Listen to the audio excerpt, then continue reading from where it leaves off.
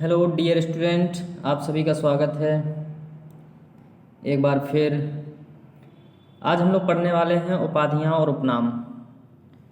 उपाधियाँ और उपनाम कि भाई किसको कौन सी उपाधि दी गई तथा कौन सा उनका दूसरा नाम है या मूल नाम है या जन्म का नाम है।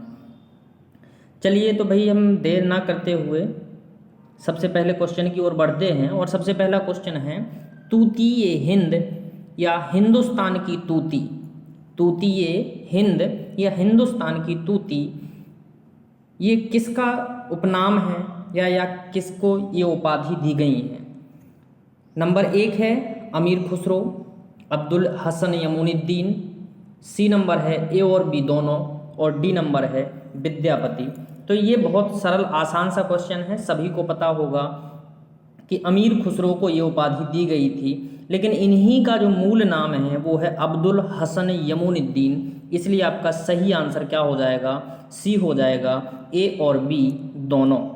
अगला क्वेश्चन है, कवियों में राजकुमार ये उपाधि किसको प्राप्त है। कवियों में राजकुमार किसे कहा जाता है, तो कवियों में राजकुमार भी अब्दुल हसन यमुनुद्दीन को ही कहा जाता है।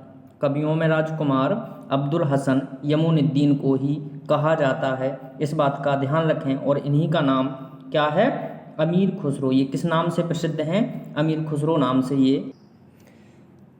अगले क्वेश्चन की हम बात करेंगे और अगला क्वेश्चन है हमारा तीसरे नंबर का, मैथिल कोकिल किसे कहा जाता है। मैथिल कोकिल किसे कहा जाता है, तो देखिए मैथिल कोकिल विद्यापति जी को कहा जाता है। किसको, विद्यापति जी को। इनकी रचनाएं हैं कीर्तिपता, कीर्तिलता, जो इन्होंने अवहट्ट में लिखी थी, लेकिन ये पदावली थी वो इनकी किस में थी, मैथिली में थी। इसलिए इनको क्या नाम दिया गया है, क्या उपाधि प्राप्त है, मैथिल कोकिल की उपाधि प्राप्त है। आगे बढ़ेंगे, चौथे नंबर का क्वेश्चन है हमारा अभिनव जयदेव। अभिनव जयदेव, अभिनव जयदेव ये उपाधि किसको दी गई है। तो अभिनव जयदेव की उपाधि आपको बताना है। तो ये अभिनव जयदेव विद्यापति को कहा जाता है। अभिनव जयदेव किसको कहा जाता है, विद्यापति को कहा जाता है, इस बात का ध्यान रखना। ठीक है, चलिए अगला क्वेश्चन है हमारा, अपर रूप का कवि। अपर रूप का कवि किसे कहा जाता है। ऑप्शन है आपके पास विद्यापति, सरहपा, मुल्ला दाऊद और अमीर खुसरो। ये अपर रूप का कवि आपको बताना है।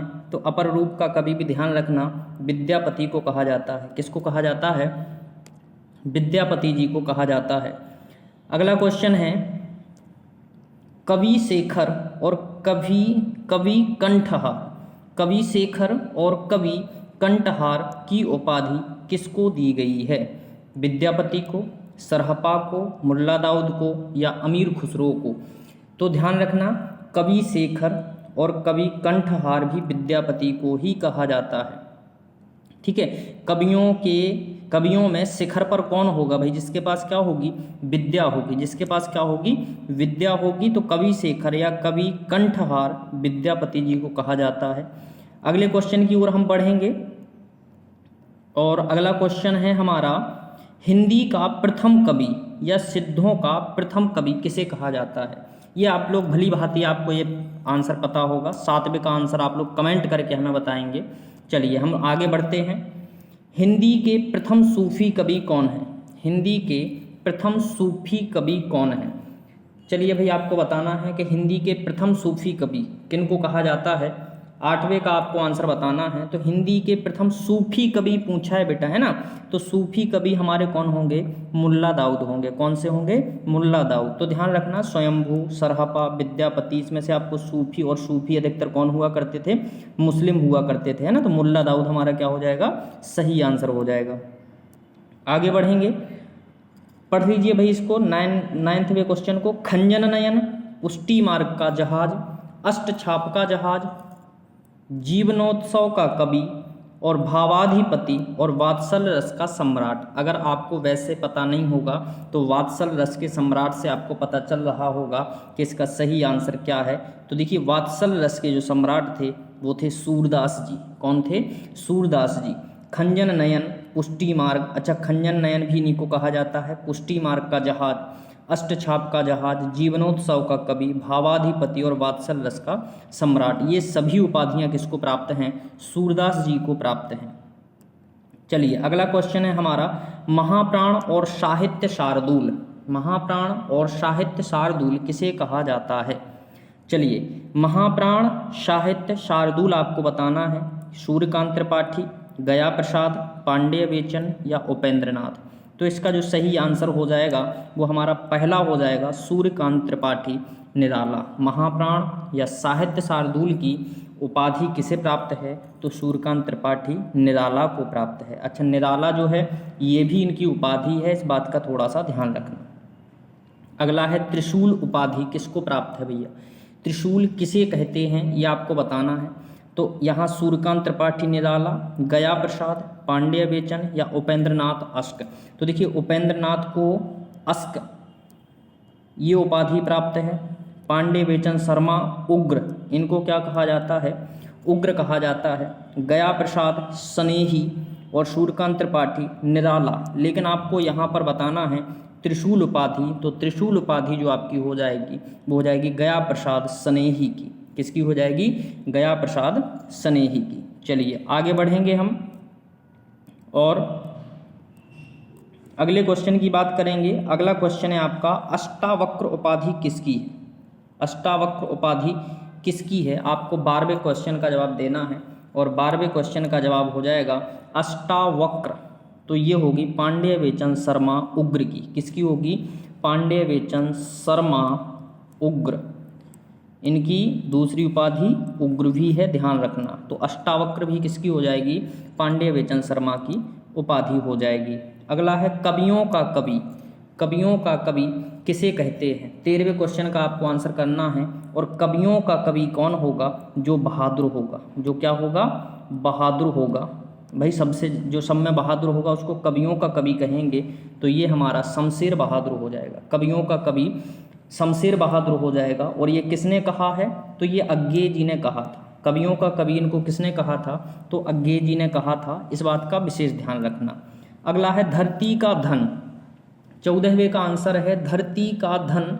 इसका आपको आंसर बताना है।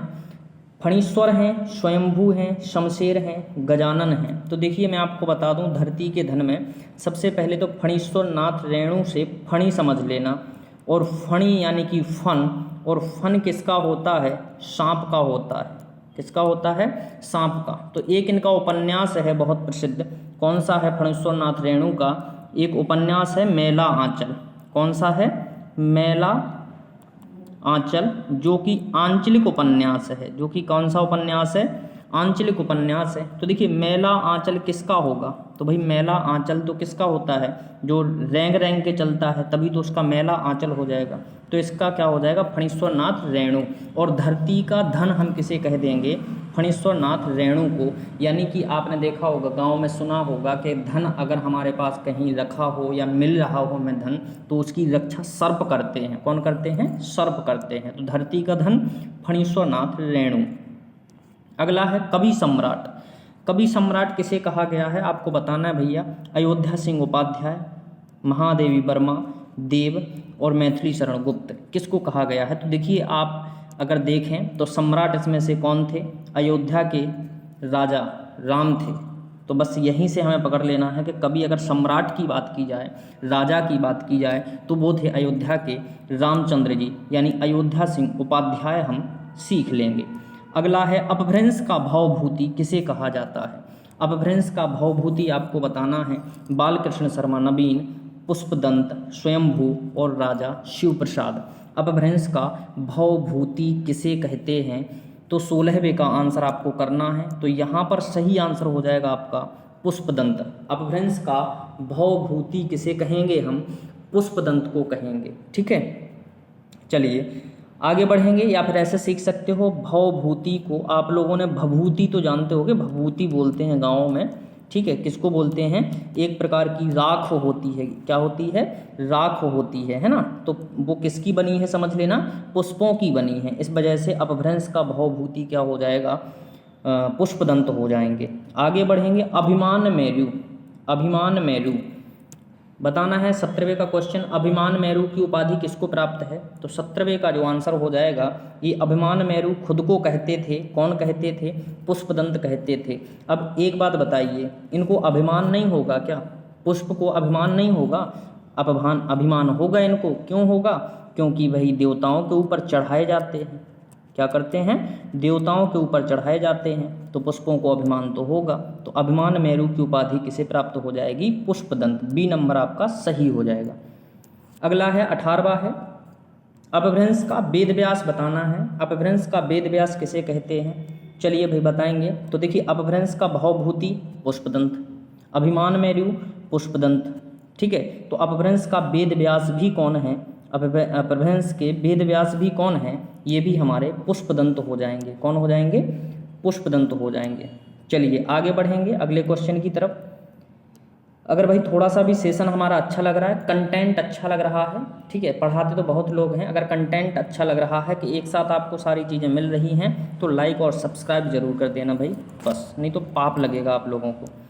अगला है काव्य रत्नाकर। काव्य रत्नाकर की उपाधि आपको बतानी है कि काव्य रत्नाकर की उपाधि किसको प्राप्त है। तो काव्य रत्नाकर ये भी पुष्पदंत को ही प्राप्त है। किसको प्राप्त है, पुष्पदंत को ही प्राप्त है, किसकी, काव्य रत्नाकर की उपाधि। चलिए आगे बढ़ेंगे हम और अगला देखेंगे कवि कुल तिलक। दूसरे नंबर का क्वेश्चन है कवि कुल तिलक। तो कवि कुल तिलक भी उपाधि किसकी है, पुष्पदंत की, क्योंकि भाई पुष्प जो है वो तिलक के समान भगवान के मस्तक पे चढ़ाए जाते हैं, इस वजह से कवि कुल तिलक पुष्पदंत हम याद कर लेंगे, ठीक है। चलिए आगे बढ़ेंगे। हिंदी का भावभूति आपको बताना है। तो हिंदी का भावभूति भी पुष्पदंत को कहा जाता है, ध्यान रखना, हिंदी का भावभूति भी पुष्पदंत को कहा जाता है, अपभ्रंश का भावभूति भी पुष्पदंत को कहा जाता है, ध्यान रखना। आगे बढ़ेंगे, अपभ्रंश का वाल्मीकि और कालिदास ये उपाधि किसको प्राप्त हैं। अपभ्रंश का वाल्मीकि और कालिदास ये उपाधि किसको प्राप्त है। तो ध्यान रखना, अपभ्रंश के वाल्मीकि की अगर हम बात करें और कालिदास की बात करें तो देखो भाई हम यहाँ पर बोलेंगे क्या, स्वयंभू, यानी वाल्मीकि और कालिदास की जो उपाधि है वो किसको प्राप्त है, स्वयं को प्राप्त है। किसको प्राप्त है, स्वयं को, यानी स्वयंभू को प्राप्त है। आगे बढ़ेंगे, अब्र और प्रेम घन ये उपाधि किसकी हैं। तो चंद्रधर शर्मा को तो गुलेरी की है, चंद्रधर शर्मा को किसकी उपाधि है, गुलेरी की। ये उपाधि जो है बद्री नारायण चौधरी की हैं, किसकी हैं, बद्री नारायण चौधरी। प्रेम घन लिखा होगा किताबों में, देखा होगा आपने, ठीक है। और इनको अब्र भी कहते हैं, इनको क्या कहते हैं, अब्र भी कहते हैं। चलिए आगे बढ़ेंगे, प्रकृति का सुकुमार कवि, ये तो आप लोगों से आराम से बन जाएगा, है ना। 6वें का आंसर आपको बताना है। तो प्रकृति का सुकुमार कवि सुमित्रानंदन पंत को कहते हैं। किसको कहते हैं, पंत को कहते हैं। तो यहाँ से केवल पत्ता सीख लेना, पंत नहीं सीखना, पत्ता सीख लेना। तो प्रकृति का सुकुमार कवि सुमित्रानंदन पंत हो जाएंगे। चलिए आगे बढ़ेंगे अगले क्वेश्चन की तरफ।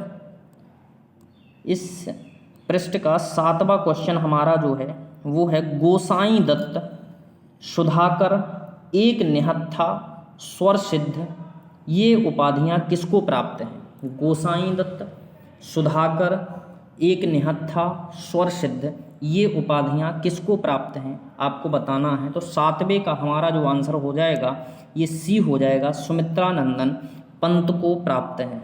कौन सी, गोसाई दत्त, सुधाकर, एक निहत्था और स्वर सिद्ध ये किसको हैं, सुमित्रानंदन पंत को है, ठीक है।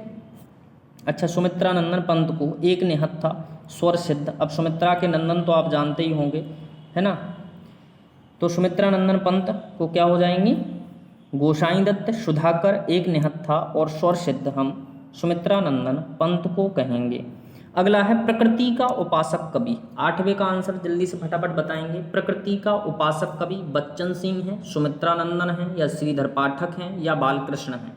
तो 8वें का आंसर जो है आपका वो हो जाएगा श्रीधर पाठक। प्रकृति का उपासक कौन है, तो प्रकृति का उपासक हैं श्रीधर पाठक। ध्यान रखना कौन है, श्रीधर पाठक। ठीक है, अब आप कहेंगे सर इनको याद कैसे करें, तो ध्यान देखना, उपासक यानी व्रत कौन रखता है, पाठक लोग ही रखते हैं। कौन रखते हैं, पाठक हो गए, द्विवेदी हो गए, ऐसे लोग जो पंडित होते हैं ना। तो यहाँ पर पंडित जी हमें कौन दिख रहे हैं, पाठक जी दिख रहे हैं। चलिए आगे देखेंगे, कठिन गद्य का प्रेत, कुट्टी चातन, हिंदी का एलियट, ये 3 उपाधि किसको प्राप्त है। कठिन गद्य का प्रेत, कुट्टी चातन, हिंदी का एलियट, अज्ञेय को, जयशंकर प्रसाद को, मैथिली शरण को या निराला जी को। तो देखिए कठिन गद्य का प्रेत किसे कहेंगे, अगर हमें ज्ञान नहीं होगा तो हमें क्या लगेगा, हर चीज़ कठिन लगेगी। तो यानी कि अज्ञेय यानी हमारे पास ज्ञान नहीं है, तो कठिन गद्य का हम प्रेत हो जाएंगे। ठीक है, कुट्टी चातन, भाई ज्ञान नहीं होगा तो आपने देखा होगा चाटुकारिता करेंगे तो कुट्टी चातन है ना, इस तरीके से हम लोग देख लेंगे। हिंदी का एलियट, तो एलियट से सीख लेना एलियन, तो भाई ज्ञान नहीं होगा तो एलियन की तरह होंगे। चलिए आगे बढ़ेंगे, प्रेमचंद्र, नवाब राय, उपन्यास सम्राट, कलम का मजदूर, कलम सिपाही, भारत का मैक्सिस गोरकी किसे कहते हैं। उपन्यास सम्राट ये शरत चंद्र ने उपाधि दी थी इनको। ठीक है, किसको दी थी, तो आपको बताना है कि प्रेमचंद की उपाधि और नवाब राय, उपन्यास सम्राट, ये सब की सब किसको प्राप्त हैं, तो धनपत राय, जयशंकर प्रसाद, गोपाल राय और दुष्यंत आपको बताना है। तो ध्यान रखना 10वें का सही आंसर धनपत राय हो जाएगा। धनपत राय को ही हम प्रेमचंद कहते हैं, धनपत राय को ही क्या कहते हैं, प्रेमचंद्र कहते हैं। चलिए आगे बढ़ेंगे और 11वें नंबर के क्वेश्चन की ओर बढ़ेंगे हम। और 11वां क्वेश्चन है, बीरबल की उपाधि किसको प्राप्त है। आपको बताना है भैया बीरबल की उपाधि। 11वें का आंसर दीजिए फटाफट। तो यहाँ पर तो आप समझ ही गए होंगे कि 5 ऑप्शन यहाँ पर डाल दिए गए हैं, तो लास्ट वाला हमारा क्या हो जाएगा, महेश दास। बीरबल की उपाधि किसको प्राप्त है, तो महेश दास को प्राप्त है। कलयुग का कन्हैया, बताइए भैया कलयुगी कन्हैया कौन है। तो कलयुगी कन्हैया हिंदी नवजागरण के अग्रदूत। तो यहाँ पर हम सीधे चलेंगे किसके तरफ, भारतेंदु जी की ओर। कलयुग का कन्हैया भारत में है, भाई कहाँ होंगे कलयुग के कन्हैया, कहाँ होंगे, भारत में ही होंगे, क्योंकि भारत में ही संस्कृति चलती है। ठीक है, चलिए आगे बढ़ेंगे। राष्ट्रकवि दद्दा, ये 2 उपाधि किसको प्राप्त है, राष्ट्रकवि की और दद्दा की उपाधि किसको प्राप्त है। तो राष्ट्रकवि और दद्दा की उपाधि हम कहते हैं मैथिली शरण गुप्त। ध्यान रखना, हम हमेशा भैया उनको उच्च समझते हैं जिन्होंने मैथ ली हो। क्या ली हो, मैथ ली हो, 12वीं में 11वीं में मैथ ली हो, हम उनको समझते हैं दद्दा, कि ये भैया बहुत ज़्यादा है पढ़ाकू। तो राष्ट्रकवि और दद्दा की उपाधि क्या हो जाएगी, मैथिली शरण गुप्त की हो जाएंगी। अगला है मधुप और रसिक केंद्र। मधुप और रसी केंद्र ये किसकी उपाधियां हैं, तो 14वें का आंसर आपको बताना है। तो मधुप और मैथिली शरण रसी केंद्र ये भी मैथिली शरण की उपाधियां हैं। किसकी हैं, मैथिली शरण की उपाधियां हैं, क्योंकि अगर देखें तो रस का केंद्र वही होता है, यानी पढ़ाई का केंद्र हमारा वही है जिन्होंने मैथ ली हो।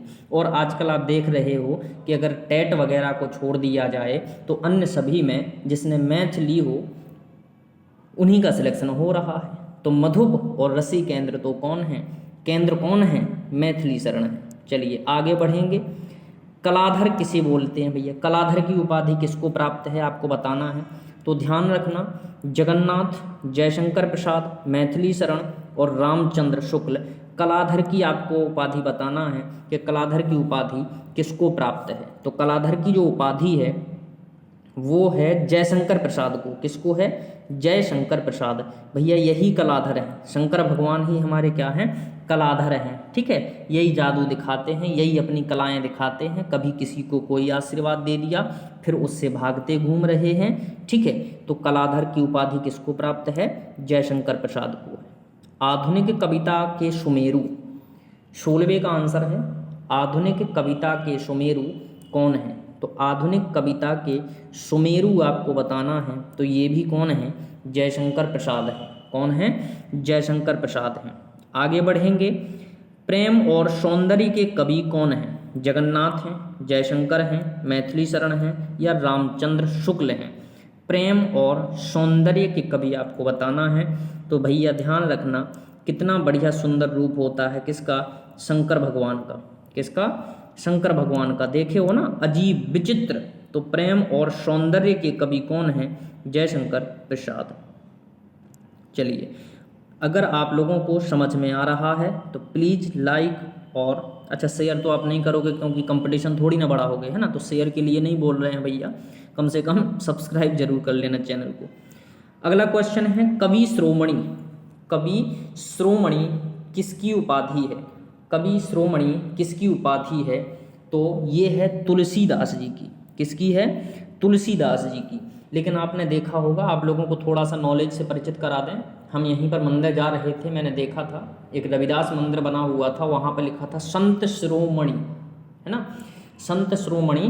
तो भाई संतों में श्रोमणी रैदास हैं, ठीक है, लेकिन कवि श्रोमणी तुलसीदास जी को कहेंगे। किसको कहेंगे, तुलसीदास जी को कहेंगे। चलिए आगे बढ़ेंगे। अगला है लोकनायक।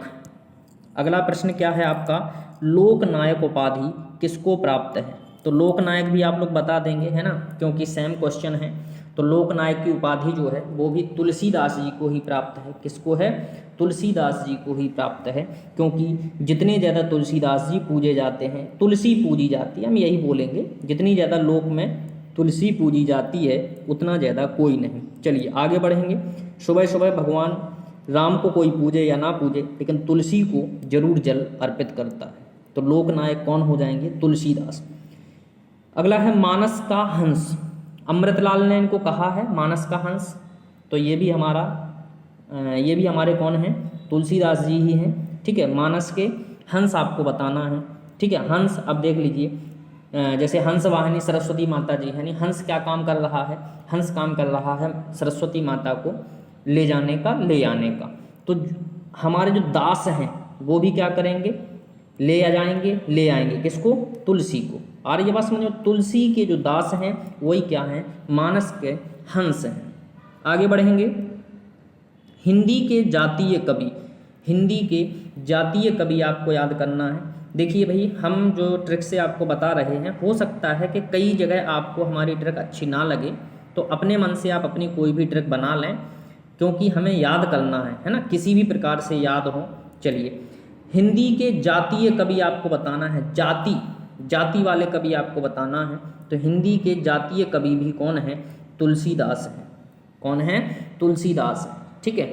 चलिए आगे बढ़ेंगे। अनुप्रास, रूपक, उत्प्रेक्षा का बादशाह। अनुप्रास, रूपक यानी अनुप्रास अलंकार, रूपक अलंकार और उत्प्रेक्षा के बादशाह कौन कहलाते हैं। तो अनुप्रास, रूपक, उत्प्रेक्षा के तुलसीदास जी जो हैं ये बादशाह कहलाते हैं, ठीक है। अगर आपसे पूछा जाए अनुप्रास के बादशाह तुलसीदास, रूपक के बादशाह तुलसीदास, उत्प्रेक्षा के बादशाह तुलसीदास जी ही बताएंगे। चलिए आगे बढ़ेंगे। अगला क्वेश्चन है, लोक मंगल की साधना का कवि किसे कहा जाता है। रामचंद्र शुक्ल ने कहा था लोक मंगल की साधना का कवि। तो लोक मंगल की साधना का कवि तुलसीदास जी को ही कहा जाता है, ये ध्यान रखना। लोक मंगल की साधना, ठीक है। इन्होंने एक इतना बढ़िया ग्रंथ लिखा है कि जो हमारे जन हैं, जो लोग हैं, वो सब लोग पढ़ लेते हैं, है ना। संस्कृत में अगर रामायण अभी चल रही होती, अवधि में इन्होंने नहीं लिखी होती, तो शायद ही बहुत कम लोग उसको अच्छे से पढ़ पाते। लेकिन जब इन्होंने अवधि हिंदी में की तो ये लोक मंगल की साधना के कवि बन गए, और इनको रामचंद्र शुक्ल ने कहा था। तुक भी देखिए, ठीक है, रामचरितमानस लिखी है, रामचंद्र शुक्ल ने ही इनको ये लोक मंगल की साधना की उपाधि प्रदान की है, ठीक है, तो भूलना नहीं है। अगले क्वेश्चन की ओर बढ़ेंगे हम, और अगला क्वेश्चन है हमारा कलम का जादूगर। देखिए, हाँ, ये थोड़ी सी रचनाओं में ध्यान रखना, इनमें अंतर रखना, है ना। कलम का जादूगर हो गया, ठीक है, कलम का सिपाही हो गया, ठीक है, इनमें थोड़ा सा ध्यान रखना। चलिए, कलम का जादूगर किसको कहा जाता है, ठीक है। तो कलम का जादूगर, धोखे से अमृत राय को नहीं लगाना है। कलम का जादूगर कहा जाता है राम वृक्ष बैनीपुरी को, ठीक है। अमृत राय ने कलम का सिपाही लिखी हुई थी। अमृत राय ने क्या लिखी थी? कलम का सिपाही। भाई अमृत को बचाने के लिए हमें एक सिपाही की आवश्यकता होती है, तो अमृत का सिपाही किसने लिखी है? कलम का सिपाही किसने लिखी है? अमृत राय ने। और कलम का जादूगर कलम के जादूगर की उपाधि किसको प्राप्त है? तो रामवृक्ष बेनीपुरी को प्राप्त है। चलिए आगे बढ़ेंगे। नागार्जुन, यात्री, बाबा। अब तो आपको समझ में आ गया होगा कि बाबा बैद्यनाथ जी को कहेंगे। किसको कहेंगे? बैद्यनाथ जी को कहेंगे। चलिए आगे बढ़ेंगे हम। अगला क्वेश्चन है आदि कवि। तो आदि कवि भी आपसे बन जाएगा। वाल्मीकि हैं, तुलसीदास जी हैं, 2 बार वाल्मीकि लिख गया है। ए आप या सी आप लगा सकते हैं, कोई दिक्कत नहीं है। या आदि कवि हम वेद व्यास जी को कहेंगे। तो वाल्मीकि को आदि कवि कहते हैं। आप ए और सी दोनों चूज कर सकते हैं, ठीक है। चलिए अगला है रसखान का उपनाम। रसखान का उपनाम आपको बताना है। मैं आपको बता दूं, रसखान मुस्लिम थे। सबसे पहले रामचरितमानस इनको ही सुनाई गई थी। तुलसीदास ने सबसे पहले रामचरितमानस किसको सुनाई थी? तो रसखान को ही सुनाई गई थी। ये भैया जाति के मुस्लिम थे, लेकिन फिर भी इनको रामचरितमानस सुनाई गई थी और इन्होंने सुनी थी। और इनका उपनाम जो रसखान है, जो मूल नाम है वो क्या है? सैयद इब्राहिम। क्या नाम है? सैयद इब्राहिम। चलिए आगे बढ़ेंगे। रांगे राघव। रांगे राघव आपको बताना है कि रांगे राघव किसको उपाधि दी गई है? पिसेल को, त्र्यंबक वीर राघवाचार्य को, या सैयद इब्राहिम को? किसको रांगे राघव की उपाधि प्राप्त है? तो रांगे राघव की उपाधि आपको बताना है किसको प्राप्त है? तो ये है त्र्यंबक वीर राघवाचार्य। किसको प्राप्त है? त्र्यंबक वीर राघवाचार्य को रांगे राघव की उपाधि प्राप्त है। ध्यान रखना, राघव इधर है, राघव यहाँ भी है। चलिए आगे बढ़ेंगे। अधैर्य का कवि, समयशूल, ये उपाधियाँ किसको प्राप्त हैं? अधैर्य का कवि और समयशूल ये उपाधियाँ किसको प्राप्त हैं? तो 12वें का आंसर ध्यान रखना, समयशूल, अधैर्य का कवि। तो ये हैं रामधारी सिंह दिनकर। रामधारी सिंह दिनकर, पैसे लेते गिनकर। रामधारी सिंह दिनकर समयशूर। देखो दिन यहाँ वैसे भी है ना, दिन को करने वाले, तो समयशूर यानी सूर बिल्कुल एकदम समय से निकलेगा। अधैर्य का कवि, इनको धैर्य नहीं रहता है, इनको जब निकलना है तभी निकलेंगे। ऐसे नहीं है कि कभी किसी दिन 12 बजे AM हो रहा है उस समय सूर्य निकलना स्टार्ट हो, ऐसा नहीं है ना। तो अधैर्य के कवि भी हैं ये। कौन है? रामधारी सिंह दिनकर। चलिए आगे बढ़ेंगे हम और अगले क्वेश्चन की ओर। अगला क्वेश्चन है फैंटेसी का कवि। वेरी इंपॉर्टेंट क्वेश्चन है आपके लिए। फैंटेसी का कवि, भयानक खबरों का कवि। अब आप लोग पहले तो नाम पढ़ें अच्छे से, है ना। नामों में ही छुपा होता है कि हम भाई इसको कैसे याद करें। वृंदावन लाल वर्मा, गजानन माधव, श्याम सुंदर दास और कामता प्रसाद। भयानक खबरों का कवि या फैंटेसी कवि किसे कहेंगे? तो ध्यान रखना, गजानन माधव को हम फैंटेसी का कवि या भयानक खबरों का कवि कहते हैं। सोचिए, अगर गज यानी जो हाथी है किसी दिन पागल हो करके किसी सिटी में दौड़ जाए, तो शेर तो ठीक है, कम होगा नुकसान, लेकिन अगर हाथी दौड़ गया ना तो समझ जाइए। तो भयानक खबरों का कवि गजानन माधव मुक्ति बोध को बोलेंगे। अगले हैं भैया बुंदेलखंड के चंदवरदाई। ये भी लगभग सभी को मालूम होगा। वृंदावन लाल वर्मा है, गजानन माधव है, श्याम सुंदर दास हैं या कामता प्रसाद हैं। तो बुंदेलखंड किसके पास पड़ता है? तो ध्यान रखना, वृंदावन के पास बुंदेलखंड पड़ता है, ठीक है। मथुरा वृंदावन है ना। और बुंदेलखंड कहाँ तक है अपना? चले जाएंगे तो ग्वालियर तक बुंदेलखंड हमारा लग जाता है, ठीक है। अब बुंदेलखंडी वहाँ तक ग्वालियर तक पहुँच गई है, नहीं तो दतिया क्षेत्र तक ही बुंदेलखंड जाता है, ठीक है। तो हम लिख सकते हैं भाई कि बुंदेलखंड के चंदवरदाई कौन है? वृंदावन लाल वर्मा है, ठीक है। अगला क्वेश्चन है हमारा बाबू साहेब। बाबू साहेब किसे बोलेंगे भैया? बताएंगे जरा, बाबू किसे बोलते हो आप? वृंदावन लाल को बोलोगे, गजानन माधव को, श्याम सुंदर को, कामता प्रसाद को? अरे भाई, जो सुंदर आपको दिखाई देगा उसी को आप बाबू बोलोगे, है ना। तो श्याम सुंदर, बाबू साहेब इनकी उपाधि है। अगला है महेंद्र कुमारी।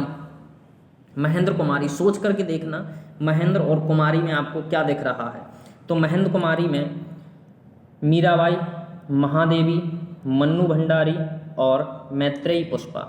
तो महेंद्र कुमारी का क्या है, मन्नू भंडारी। महेंद्र कुमारी मन्नू भंडारी का ही एक नाम है, ये ध्यान रखना, ठीक है, उपनाम कह सकते हैं, ठीक है। मन्नू भंडारी इनका उपनाम है, इनका वास्तविक नाम महेंद्र कुमारी है।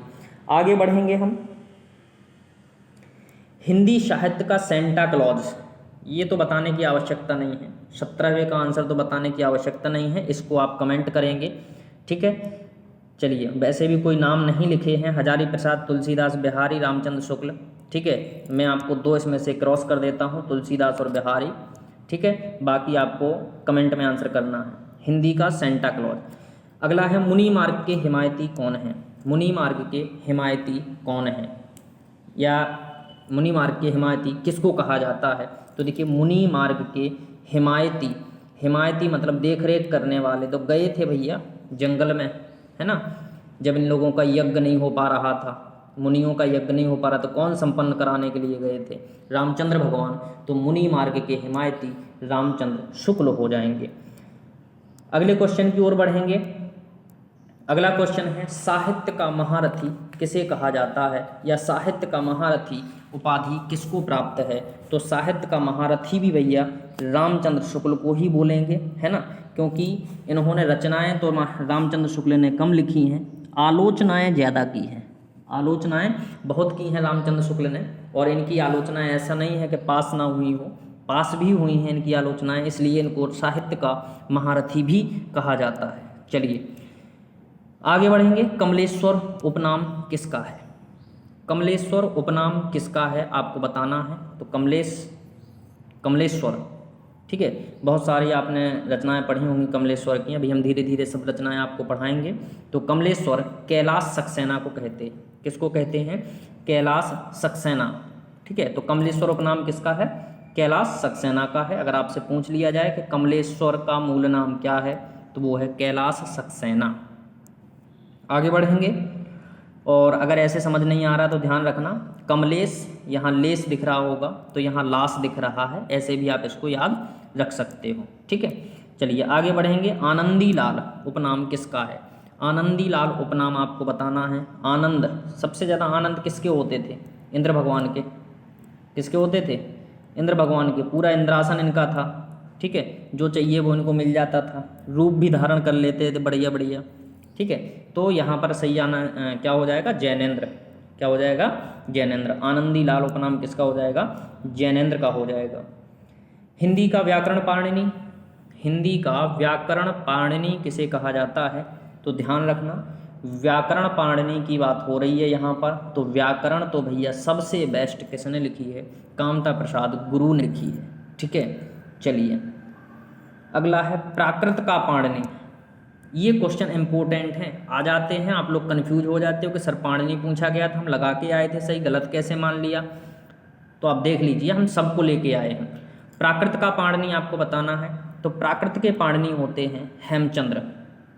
प्राकृत के पाणिनि कौन है, हेमचंद्र हैं, इस बात का थोड़ा सा ध्यान रखना, ठीक है। ऐसे याद नहीं हो रहा तो हेम से हिम कर लेना। और हिम तो प्राकृतिक रूप से आपने देखी होगी, कैलाश पर्वत जम्मू कश्मीर साइड बहुत सारी पड़ी रहती है, ठीक है।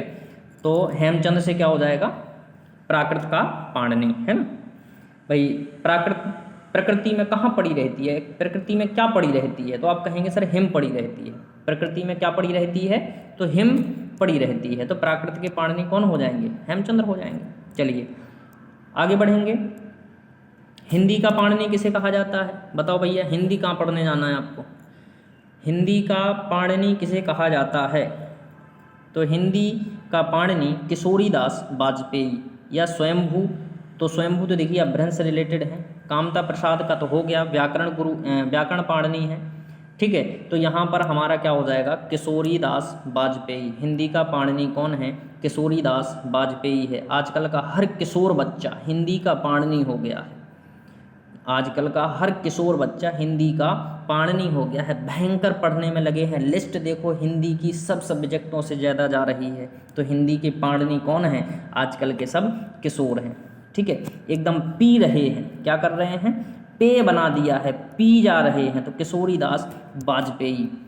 अगला क्वेश्चन है हमारा, छठवें के बाद हम सातवें क्वेश्चन पर बढ़ेंगे, और सातवां क्वेश्चन है कलिकाल सर्वज्ञ। कलिकाल सर्वज्ञ की उपाधि किसको प्राप्त है? सातवें का आपको आंसर बताना है, कलिकाल सर्वज्ञ। तो कलिकाल सर्वज्ञ की उपाधि जो है वो हेमचंद को प्राप्त है, हम आपको बता देते हैं। ठीक है, कलिकाल की जो कलिकाल सर्वज्ञ की उपाधि है वो किसको है? हेमचंद को प्राप्त है। याद कर लेना, इसकी हमें कोई ट्रिक नहीं मिल रही है। ठीक है, चलिए आगे बढ़ेंगे। अपभ्रंश का पाणिनि आपको बताना है। अपभ्रंश के पाणिनि किसे कहते हैं?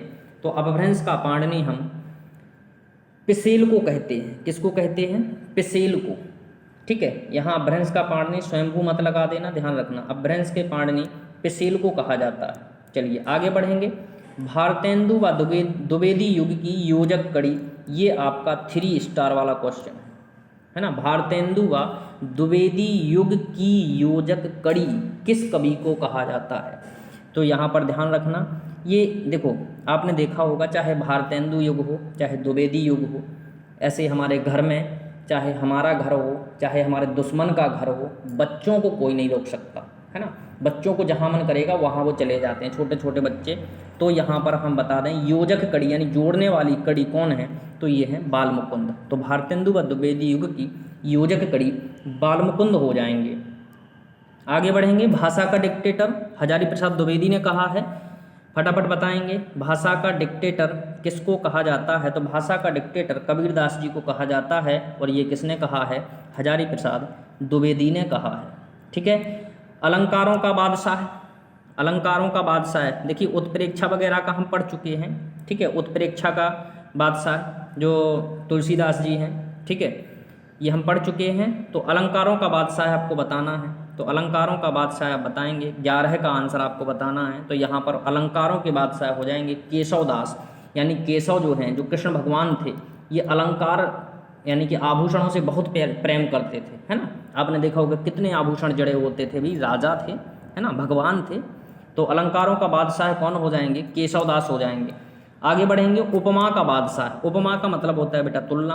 तो उपमा का बादशाह कौन है? तो भाई देव हो जाएंगे। देवों से तुलना नहीं की जा सकती है किसी की, देवों से तुलना किसी की नहीं की जा सकती है। तो उपमा का बादशाह कौन हो जाएगा? देव कवि हो जाएंगे। आगे बढ़ेंगे और अगले क्वेश्चन की ओर चलेंगे। लगभग हमारे 60 क्वेश्चन होने वाले हैं।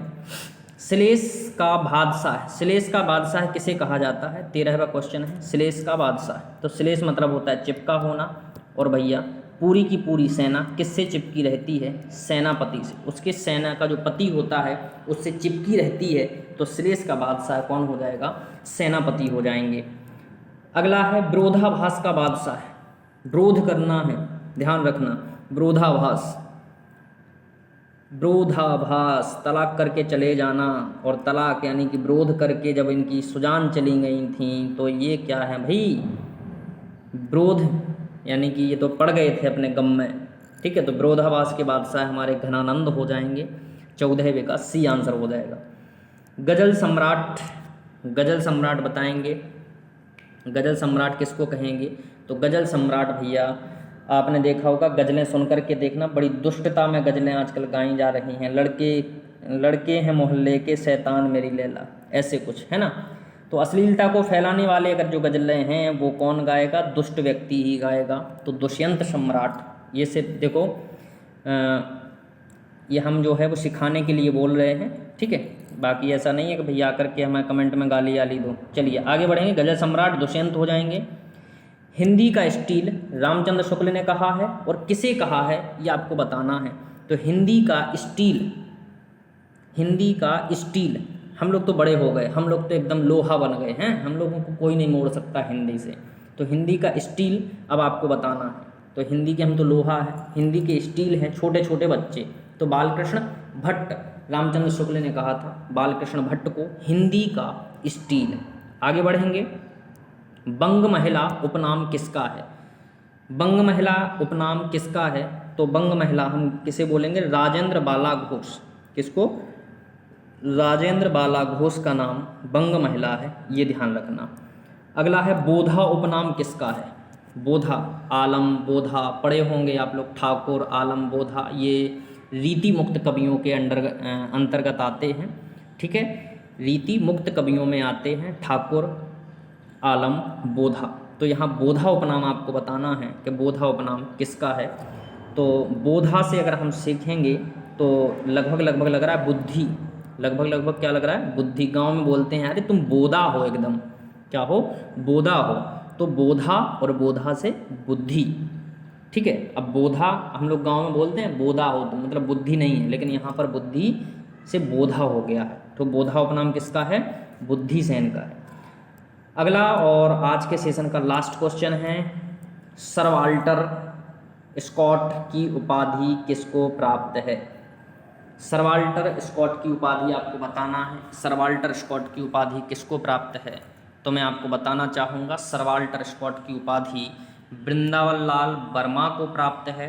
किसको प्राप्त है, वृंदावन लाल वर्मा को सर वाल्टर स्कॉट की उपाधि प्राप्त है। ठीक है, अब लास्ट समय में यही कहना चाहता हूँ कि भाई सेशन अगर अच्छा लगा हो तो सब्सक्राइब कर देना, लाइक कर देना, और मन करे तो अपने चाहने वालों को ज़रूर शेयर कर देना। अगर किसी को शेयर नहीं करना है तो जो दोस्त वगैरह हैं, जो आपके गहरे मित्र हैं, उनको शेयर कर देना। और मैं बताना चाहता हूँ कि हमारे पास सभी टॉपिक की PDF उपलब्ध हो गई है। आप चाहते हैं तो 50 रुपये मात्र, अच्छा PDF हम सारी फ्री दे रहे हैं आपको, PDF पूरी की पूरी आपको फ्री मिल रही हैं। बस ये 50 रुपये उसका पासवर्ड बताने के लिए आपको देने पड़ेंगे। आज के लिए बहुत बहुत शुक्रिया।